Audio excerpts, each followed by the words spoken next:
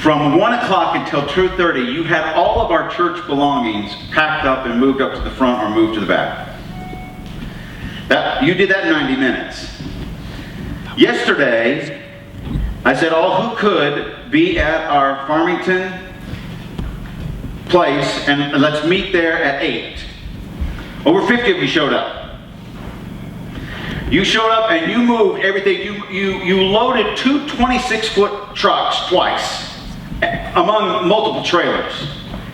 And you moved everything over here. We locked the door to the Farmington building at 11:45 a.m. You loaded and unloaded everything in 4 hours.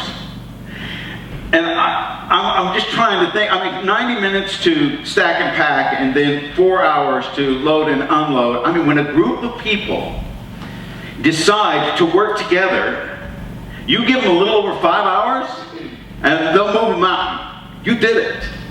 And you didn't just move a mountain. I was blown away at the speed with which you moved a mountain. In fact, I have been told that three different groups of people came up here to this building yesterday afternoon because there was so much activity and so many cars and so many people and so much smoke that they just wanted to say, "Wait, what's going on? What are you doing?" One guy came in and actually said, "What are y'all doing here?" And y'all told him. He said, "I'll be here." And I haven't met him yet. He's probably sitting out there. I don't even know who you are. In fact, it reminds me of a funny story about two guys that were gas meter reader guys, and one was a supervisor and one was a trainee, and they took the truck to a certain area in town, and they stopped at the end of an alleyway, and the two of them walked down together reading all the gas meters all the way down to the end of the alley. When they got to the last house, there was a lady in the back in that house that was looking out her back window at these two guys reading the gas meter. Well, after they finished reading it, they had to go back up the alley to the truck where they left it, and the supervisor, kind of feeling himself, said, "Hey, I tell you what, I challenge you to a race to the truck." And that young trainee said, "You're on," and they just took off. They were getting after it. And the next thing you know, they got to the truck, and they heard something behind them, and it was that lady, huffing and puffing. They said, "Lady, what are you doing?" They said, "Well, anytime you see two gas guys read your meter and then run like crazy, I figure I better get out too." I think that's what happened yesterday. I think there was just so much smoke that people just started, "We haven't even had our first service." And people were like, "Well, what's here? What's going on?" They're walking in the door. Man, that blew me away.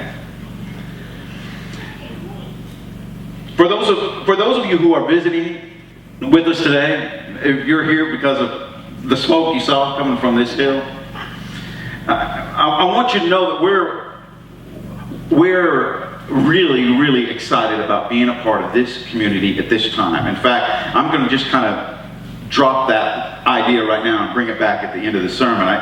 I think we're supposed to be here right now all on purpose, a sort of stopping place for whatever reason. There's so many things that the people in this congregation are privy to that they found out this whole track that's been going on. It's just been us following God in one way after another. And so you just need to know that we're here on purpose. We're here because somebody's got us here according to His design and His plan. Now, also, for those of you who are visiting with us, you need to know that we're kind of in the middle of a series.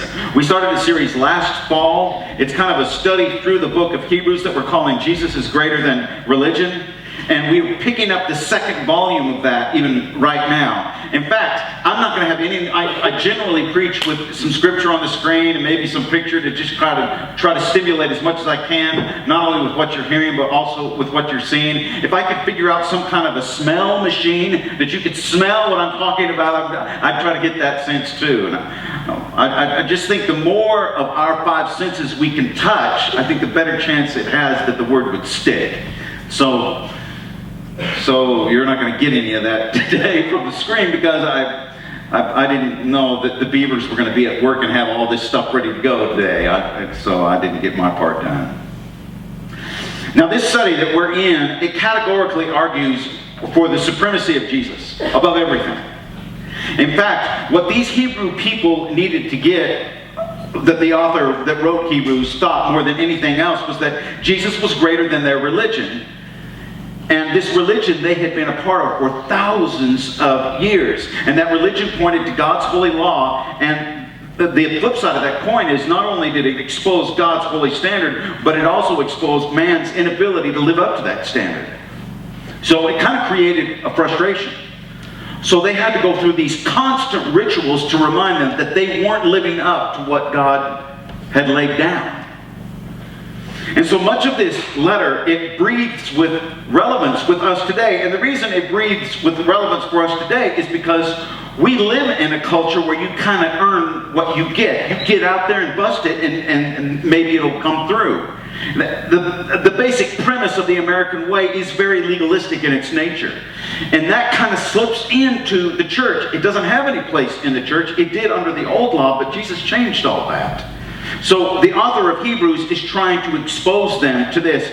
And what I'm about to say to you, I don't think...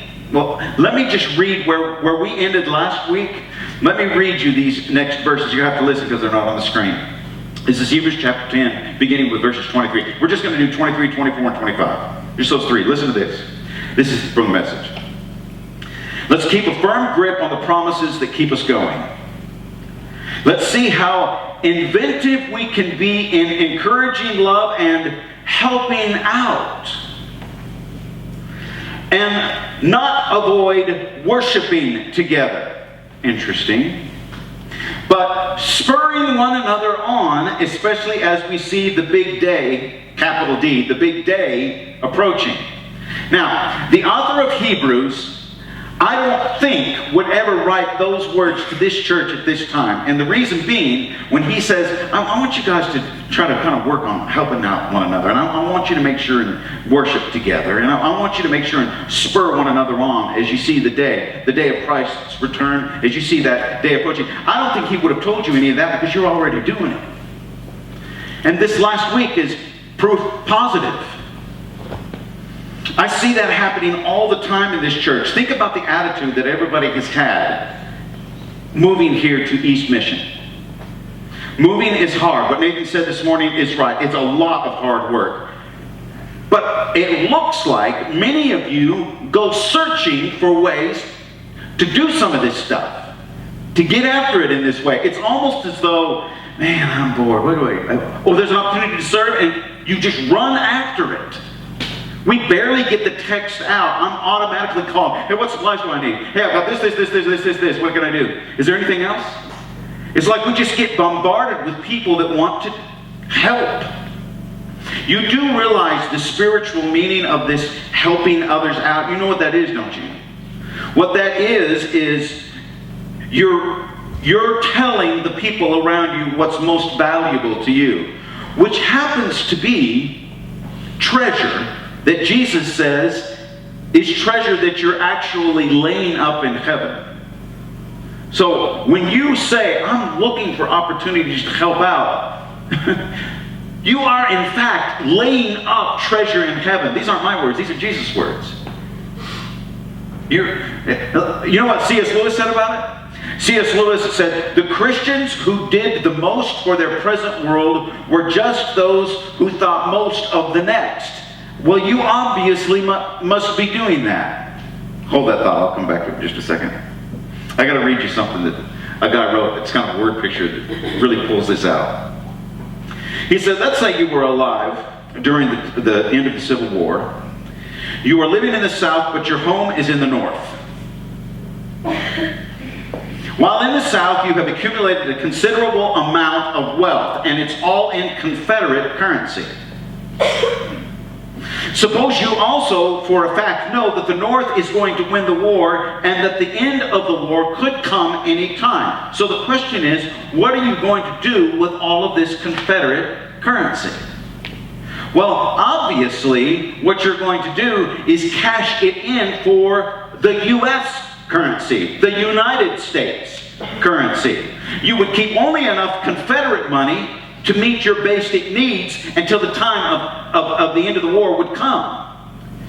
And he says, as Christians, we have insider trading knowledge.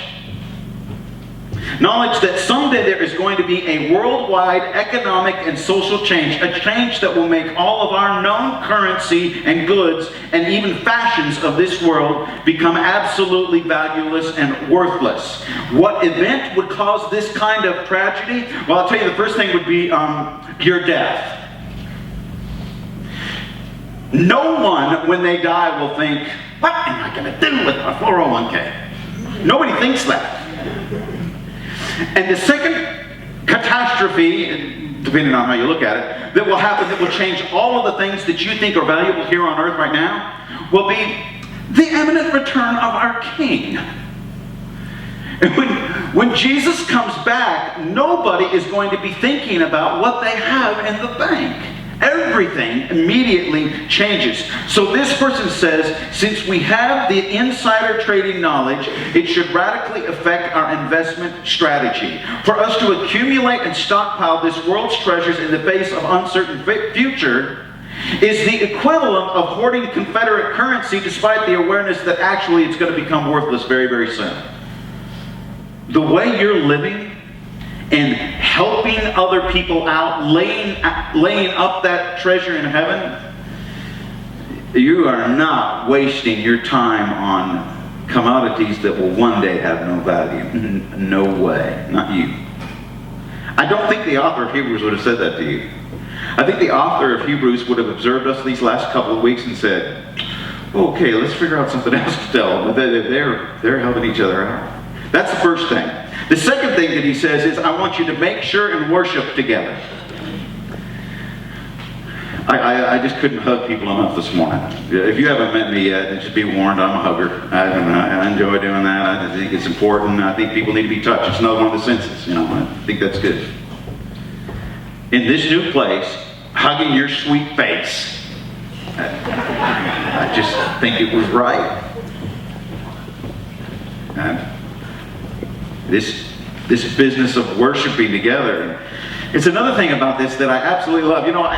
I noticed weird things. The lights that shine up here normally, that before they put up these light deals and they had it all up here, I looked and I went, dude, that drum stage was awful. We got to fix that. Wood going here and there. That'll jab somebody right through the heart. We got to fix that. And man, I didn't know how our old drum stage that we put up here, that we got to put a little border up here. You know why we want things looking really bad? Every single time we get together as a church, what we're doing is we're giving God our best. We're gathering because He's the audience, and we're performing for Him and to Him. That's what we do when we worship. We come together to give Him our best. And I want everything just looking right. I want it to be perfect. We give Him our best. We meet together to worship. I'm finding out something about church people. I'm finding out that people who go to church a lot don't have a lot figured out about what heaven is going to be like. But they're getting to know Jesus more, and they're getting to know Him better. And being around other people who are also getting to know Jesus and are getting to know Him better is a huge synergy. And when you hang around people that are getting to know Him, it changes the way you look at life. Coming to church is, I really want to rub elbows with people that know Him, because every one of us has this different angle of Jesus, and with all these different angles, we get to know a little bit more about Him. A story is told about a dying man who went to his Christian doctor. The young man that was dying was Christian, and he was a little unsure about this place where he was going. So knowing that his doctor was a Christian, he just said, listen, I'm struggling here. Can you tell me anything about the place where I'm going to be going? I know I've got this terminal condition, but can you tell me anything about the place where I'm going? And the Christian doctor was stumped. And he said, well, let me think. After a little bit, there was a scratch on his clinic door. His clinic door was attached to an area where he kind of had a little place where he lived, and he had a dog. And the dog was scratching on the door. And the doctor knew he had an answer for this young Christian patient. He said, do you hear that right there? And the guy said, yeah, your dog's scratching on the door. He said, yeah. He said, I never let my dog in this room. Never. In fact, Usually he's down the stairs outside this door in a little living area that I have here attached to the clinic. But sometimes my dog grows impatient. And he climbs up the steps and he starts scratching on the door. Even though he's never been in here, he can hear my voice. And he knows I'm in here. And so he scratches on the door, not because there's anything in this room that's familiar. He doesn't know. He's never been here. But he knows me. And he wants to be near my master. Near his master. He said, I think that's exactly what's happening to you. I think you know Jesus, and you know he's behind that door. It doesn't really matter what else is there, as long as he's there. 1 Peter chapter 1 verse 1 talks about us being strangers in this world.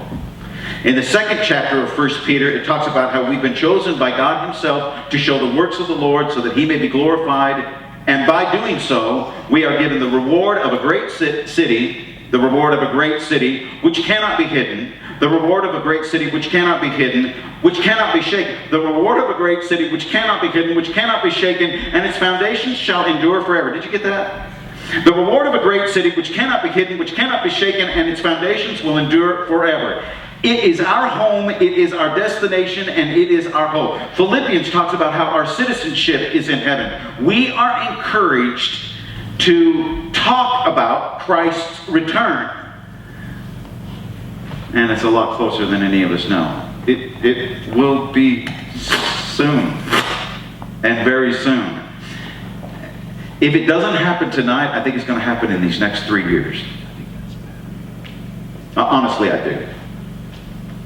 I think everything is lining up wonderfully. I am not a prophet, but I think living with that kind of expectation is what we as his children are called to do.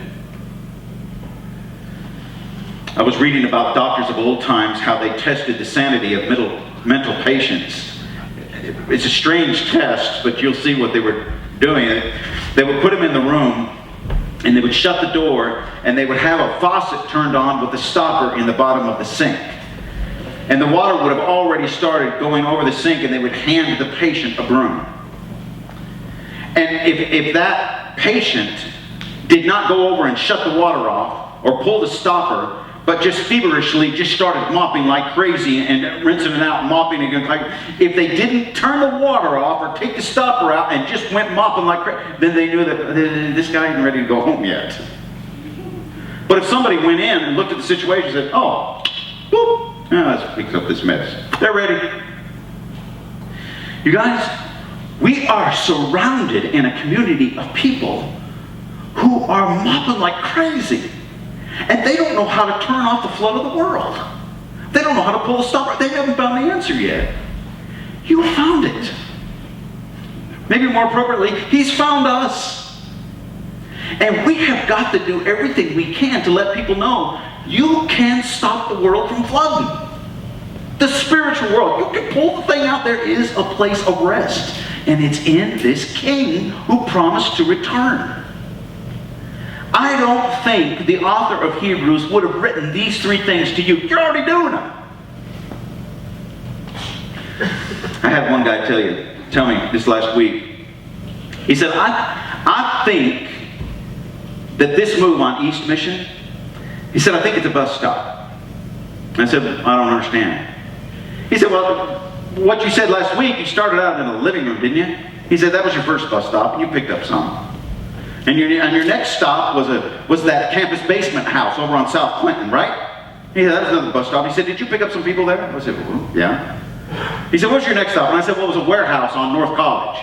He said, did you pick up some more people at that bus stop? Well, yeah, we did. What was your next stop? Well, I said it was a strip mall in Farmington. He said, I am so glad you came to Farmington. I said, why that? And he said, why is that? And he said, because that's where I got on the bus. He said, I'm staying on. I'm a Farmington man, but I'm coming. And I said, I'm really excited you're going out to East Mission because I think more people are going to get on the bus. Do y'all think maybe that's exactly what's happening? God is directing us here and there because he's trying to fill up his bus. May we be faithful to that end. May God continue to use us to gather people, because Jesus is coming soon. And very soon.